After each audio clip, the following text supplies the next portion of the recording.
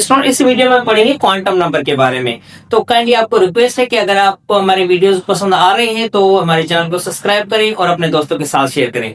शुरू करते हैं क्वांटम नंबर। अब पहला टोटल क्वांटम नंबर है फोर क्वांटम नंबर है। पहला हमारे पास क्वांटम नंबर है प्रिंसिपल क्वांटम नंबर, जिसको हम जाहिर करते हैं एन से।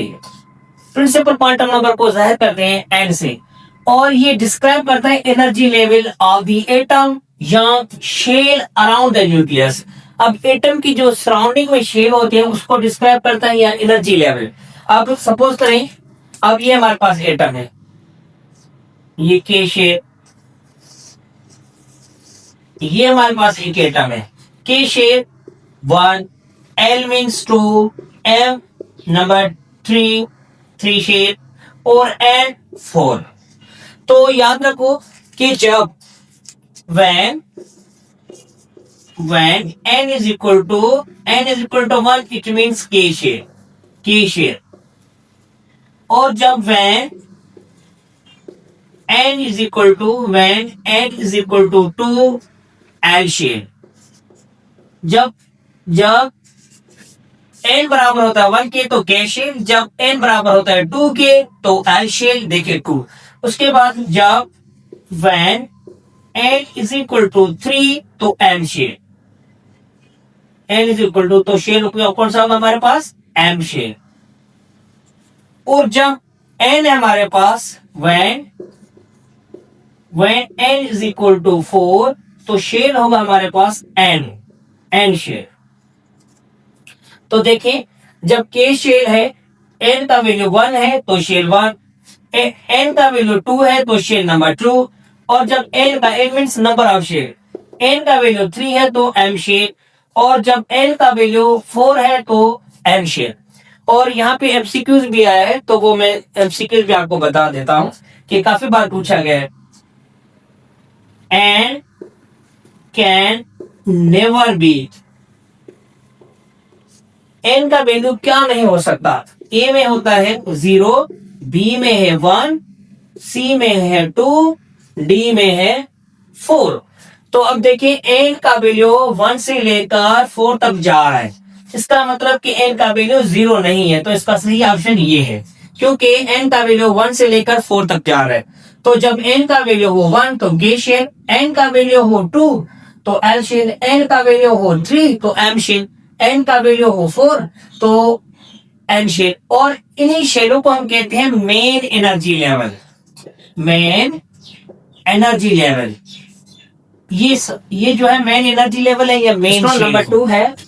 नंबर 2 हमारे पास क्वांटम नंबर है वो एजिमुथल क्वांटम नंबर। नंबर 2 है हमारे पास एजिमुथल क्वांटम नंबर। अब एजिमुथल क्वांटम नंबर को हम एंगुलर मोमेंटम क्वांटम नंबर भी कहते हैं। इसका दूसरा नाम है एंगुलर मोमेंटम क्वांटम नंबर। अब एजिमुथल क्वांटम नंबर या एंगुलर क्वांटम नंबर को हम जाहिर कहते हैं स्मॉल एल से जाहिर किया जाता है, और ये डिस्क्राइब करता है शेप ऑफ सब एनर्जी लेवल। शेप ऑफ सब एनर्जी लेवल या सब शेल की जो शेप होती है उसी को डिस्क्राइब करता है मेन शेल में। अब हमारे पास ये है सब शेल है। अब ये एस ऑर्बिटल है, ये पी ऑर्बिटल है, और ये हमारे पास डी ऑर्बिटल है, ये डी ऑर्बिटल है, और ये एफ ऑर्बिटल है। अब एस जो हमारे पास वो 0 है, और पी हमारे पास 1 है, और डी हमारे पास 2 है, और 3 नंबरिंग हम देते हैं से, क्योंकि एल का वैल्यू इसमें 0 हो जाता है। अब जब 0 हो तो एल बराबर हो 0 तो होता है ऑर्बिटल हमारे पास एस। जब एल बराबर हो 1 तो ऑर्बिटल होता है पी, और जब एल बराबर हो 2 तो ऑर्बिटल होता है हमारे पास डी। जब एल बराबर हो 3 तो ऑर्बिटल होता है एफ। आप ये याद रखना कि एल का वैल्यू एस के लिए 0, पी के लिए 1, डी के लिए 2, एफ के लिए 3। तो देखें 1 एल का वैल्यू है तो एस ऑर्बिटल, एल का वैल्यू 1 है तो पी ऑर्बिटल, एल का वैल्यू 2 है तो ऑर्बिटल डी, और एल का वैल्यू 3 है तो ऑर्बिटल एफ। और इसकी जो शेप है, इसकी शेप को हम डिस्क्राइब करें तो स्फेरिकल शेप है इसकी, स्फेरिकल शेप। इस ऑर्बिटल जो शेप है वो है स्फेरिकल। स्फेरिकल एक बाल की तरह एक शक्ल है इसकी, स्फेरिकल शेप, और इसकी है डम्बेल, डम्बेल, इसकी जो शेप है वो डम्बेल है, और इसकी डबल डम्बेल है, और इसकी कॉम्प्लेक्स है या मल्टी लोब्स कहते हैं इसको, डबल डबल डम्बेल भी कहते हैं, डबल डम्बेल, और इसको हम कहते हैं कॉम्प्लेक्स या मल्टी लोब्स। अब ये फार्मूला है जब L is less than n-1, ये फार्मूला है, लेकिन मैं अपने तरीके से आपको एक्सप्लेन करता हूं। जब n का वैल्यू हो 1 तो हमारे पास शेल होता है, हमारे पास शेल होता है K शेल, और याद रखो कि n का वैल्यू 1 हो तो S आर्बिटल। अब n का वैल्यू है 2 तो हमारे पास शेल है L शेल, और आर्बिटल होंगे दो, S और P। और यहाँ पे जब n का वैल्यू हो 3 तो आर्बिटल होंगे 3, S P and D। Okay हो गया। और उसके बाद फिर n का वैल्यू जब हो 4 तो आर्बिटल 4, S P D और F। तो अब S के लिए हमारे पास वैल्यू क्या है 0, तो इसका मतलब ये L के लिए वैल्यू 0। अब फिर देखिए S के लिए वैल्यू क्या है 0, तो L के लिए वैल्यू क्या हुआ 0, और P के लिए क्या है 1। फिर देखिए L का वैल्यू जो है S के लिए क्या है 0, और P के लिए 1, D के लिए कितना है 2, और फिर देखिए S के लिए वैल्यू L का कितना है 0, P के लिए कितना है 1, और D के लिए कितना है 2, और F के लिए कितना है 3। तो ये हमारे पास एज अ मतलब नंबर क्वांटम नंबर 2 है, और इसको मजीद हम देखते हैं। एज मतलब क्वांटम नंबर को हम एक बार फिर देख लेते हैं। एज मतलब क्वांटम नंबर को एंगुलर क्वांटम नंबर भी कहते हैं, और इसको जाहिर किया जाता है स्मॉल एल से, और ये डिस्क्राइब करता है शेप ऑफ सब एनर्जी लेवल या ऑर्बिटल की, या सब शेल की, या सब एनर्जी लेवल की शेप को डिस्क्राइब करता है। S orbital spherical shape, P orbital इसकी जो है डम्बेल, और फिर L shape D orbital double dumbbell, और एफ ऑर्बिटल मल्टी लोब्स या इसको हम कहते हैं कॉम्प्लेक्स। अब जब n बराबर हो 1 तो K शेप, n बराबर हो 2 तो L शेप, n बराबर हो 3 तो M शेप, n बराबर हो 4 तो N शेप। और जब n का वैल्यू 1 हो तो हमारे पास ऑर्बिटल 1, जब n का वैल्यू हो 2 तो ऑर्बिटल S और P, दो ऑर्बिटल, और n का वैल्यू हो 3 तो 3 ऑर्बिटल S P D, और उसके बाद n का वैल्यू हो 4 तो 4 orbital S P D F। अब n के लिए मैं आपको दोबारा इसको यहाँ पे थोड़ा क्लियर लिख के देता हूँ कि जब अब S के लिए L का वैल्यू कितना है 0, अब L के लिए S और S के लिए 0, अब यहाँ पे मैं L का S के लिए 0, अब S के लिए 0, P के लिए 1, और फिर यहाँ पे L के लिए S के लिए L का वैल्यू 0, P के लिए यहाँ पे कितना 1, और D के लिए कितना है 2। फिर यहाँ पे S के लिए वैल्यू 0, और P के लिए वैल्यू कितना है 1, और D के लिए वैल्यू कितना है 2, और F के लिए वैल्यू कितना है 3। ठीक हो गया। अब हमें इनके एनर्जी लेवल कैसे निकालने वो मैं आपको समझाता हूँ। जब n का वैल्यू हो 1 तो शेल है हमारे पास K, और ऑर्बिटल होगा A1 है तो S ऑर्बिटल, और L का जो वैल्यू होगा वो होगा 0।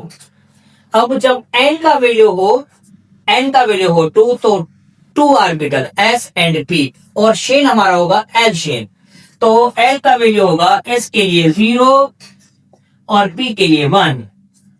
और जब n का वैल्यू हो 3 तो शेल हमारा होगा M शेल, ऑर्बिटल होंगे 3 ऑर्बिटल S P D, और L का वैल्यू होगा S के लिए 0, P के लिए 1, D के लिए 2, तो होगा 0 1 2।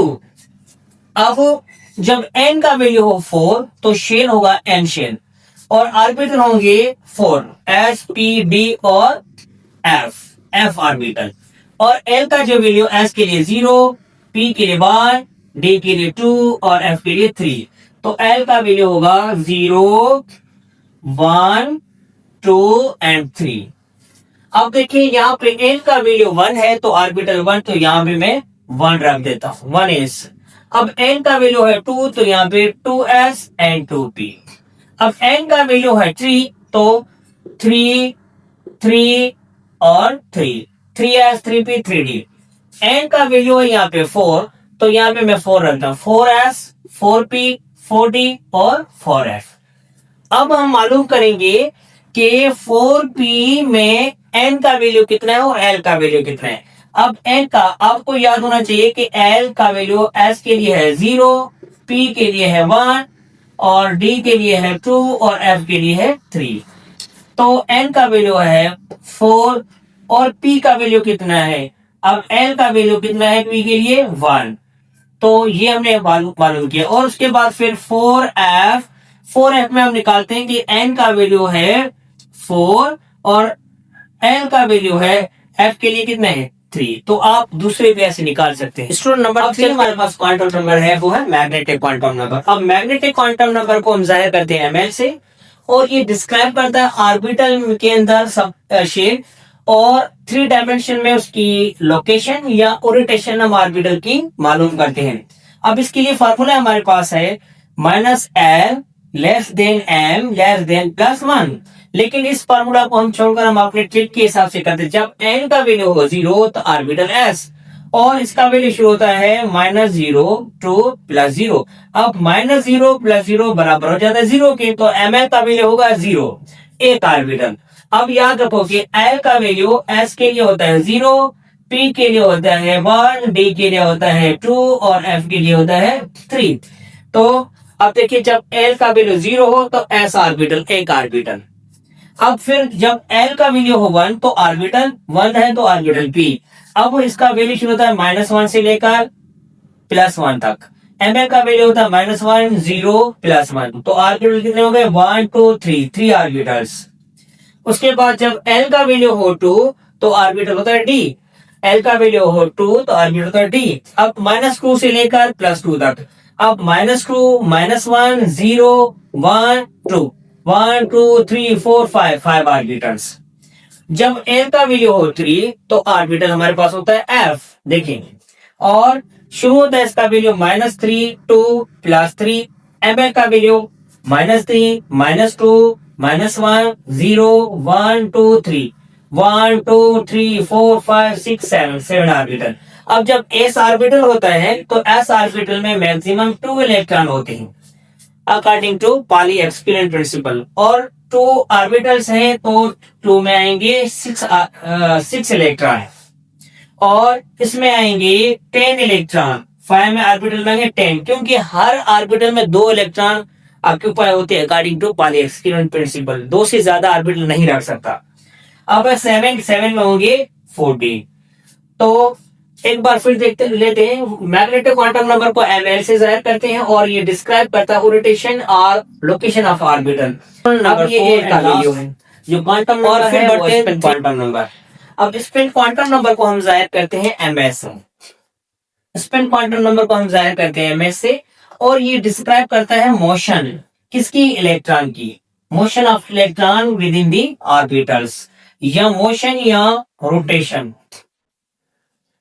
इलेक्ट्रॉन की रोटेशन को डिस्क्राइब करता है स्पिन क्वांटम नंबर और इसके लिए पॉसिबल वैल्यू होता है ±1/2। अब जब इलेक्ट्रॉन अपवर्ड मूव करता है, अपवर्ड मींस क्लॉकवाइज, इसको हम कहते हैं क्लॉकवाइज। जब क्लॉकवाइज अपवर्ड इलेक्ट्रॉन मूव करता है तो वैल्यू होता है +1/2। अब जब इलेक्ट्रॉन डाउनवर्ड मूव करता है, डाउनवर्ड, तो वैल्यू होता है -1/2 और इसी को हम कहते हैं एंटी क्लॉकवाइज। एक बार फिर दोबारा से इसको हम समराइज कर लेते हैं। स्पिन क्वांटम नंबर को जाहिर किया जाता है ms से और spin quantum number motion of electron को डिस्क्राइब करता है ऑर्बिटल में। ऑर्बिटल में इलेक्ट्रॉन की जो मोशन होती है उसको डिस्क्राइब करता है और इसके लिए पासिंग जो वैल्यूज होता है ms बराबर होता है ±1/2।